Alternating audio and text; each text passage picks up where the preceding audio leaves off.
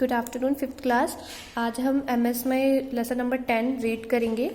Story का नाम है बी ऑर्गेनाइज्ड, कि हमें अपने लाइफ में चीज़ों को कैसे ऑर्गेनाइज करना चाहिए। Organise is what you do before you start doing a task और अ स्टडी। ऑर्गेनाइज वह क्या है? ऑर्गेनाइज है कि आप कुछ भी टास्क करने से पहले, कुछ भी काम करने से पहले या अपनी पढ़ाई करने से पहले चीज़ों को ऑर्गेनाइज करें, so that when you do it it is not all mixed up. Being organized is a very significant thing. Some people can't live without organizing every single detail in life. The most important benefit of being organized is that you save time. If you are organized, you will be able to attain a more balanced lifestyle. मतलब ये इसमें ये बताया गया है कि अगर हम कुछ भी काम करते हैं, पढ़ाई या कैसा भी टास्क कंप्लीट करते हैं, अगर हम उससे पहले चीज़ों को ऑर्गेनाइज नहीं करेंगे, प्लान नहीं करेंगे, प्लानिंग पहले से नहीं करके रखेंगे, तो वो चीज़ें हमारी ख़राब हो जाएंगी। अगर हम चीज़ों को सही से करने के लिए, अगर हम पहले से ही एक प्लान बना के चलें कि हमें ये इस काम को कंप्लीट करने के लिए उससे पहले हमें ये चीज़ें ख़त्म करनी है या उससे रिलेटेड हमें ये छोटे छोटे स्टेप कंप्लीट करने हैं, तो उससे क्या होगा, हमारा टाइम भी बचेगा, है ना, और उससे हमारी जो लाइफस्टाइल होगी वो भी बैलेंस रहेगी। और जो हम काम करना चाहते हैं, जो हम अपना टास्क कंप्लीट करना चाहते हैं, चाहे वो पढ़ाई हो या कुछ भी काम हो, वो हमारा काम भी इजी हो जाता है। तो इसके अंदर ये चीज़ें बताई गई हैं।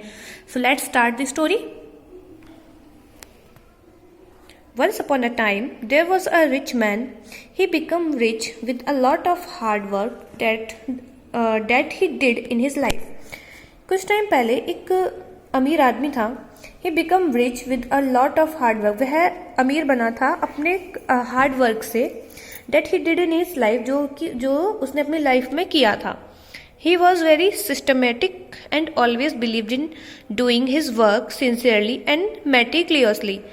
जो वो आदमी था बहुत ही सिस्टमेटिक ढंग से चलता था, बहुत, और अपने काम को पूरी बारीकी से करता था और अपने काम को लेके बहुत ही सिंसियर था। When he was fully settled in his business and felt sure that he had enough saving to run his household, he got married. जब वह पूरी तरीके से सेटल हो जाता है अपने बिजनेस में, तब वह सोचता है कि अब उसके पास इतने पैसे हैं कि वो अपनी लाइफ को जी सकता है, अपनी आगे जो उनकी जनरेशन होगी उनके लिए कुछ कर सकता है, तो वो शादी कर लेता है। Within a few years of his marriage, शादी के कुछ साल बाद, he had 2 sons, उसके 2 बेटे होते हैं। The elder was Sunny, बड़े बेटे का नाम होता है Sunny, and the younger was Honey, छोटे बेटे का नाम होता है Honey. Both of them were studying in a school, दोनों ही बच्चे उसके स्कूल में पढ़ रहे होते हैं। They were doing well in study, दोनों पढ़ाई में काफ़ी अच्छे होते हैं। Their teacher advised them to practice good handwriting every day. उनकी टीचर उनको अच्छी हैंडराइटिंग करने के लिए, अपनी हैंडराइटिंग इम्प्रूव करने के लिए डेली उन्हें एडवाइस देती है। This habit would help them note down everything clearly and neatly.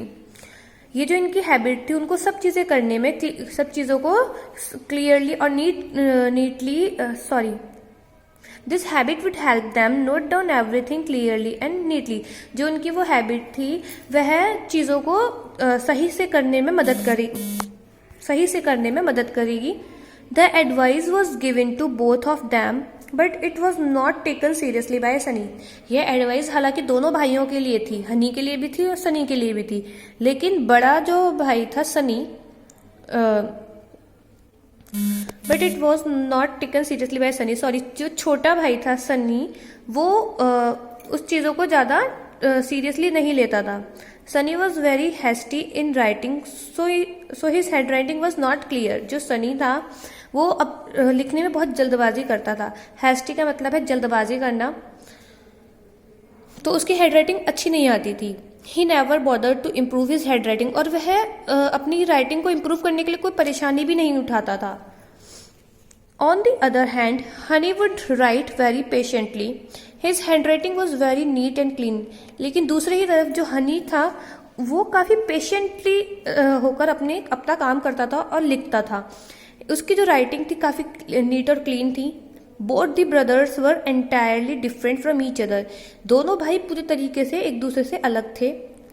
Like his father Honey would do everything very meticulously. अपने फादर की तरह हनी सब कुछ बहुत तरीके से करना चाहता था।